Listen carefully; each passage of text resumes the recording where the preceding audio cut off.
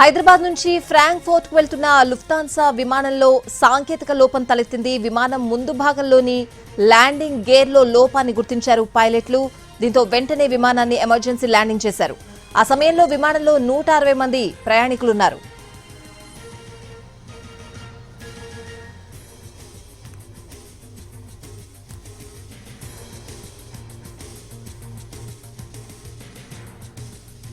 హైదరాబాద్ నుంచి ఫ్రాంక్ఫర్ట్ కు వెళ్తున్న లుఫ్తాన్సా విమానంలో సాంకేతిక లోపం తలెత్తింది. విమానం ముందు భాగంలోని ల్యాండింగ్ గేర్ లో లోపాన్ని గుర్తించారు పైలట్లు. దీంతో వెంటనే విమానాన్ని ఎమర్జెన్సీ ల్యాండింగ్ చేశారు. ఆ సమయంలో విమానంలో 160 మంది ప్రయాణికులున్నారు.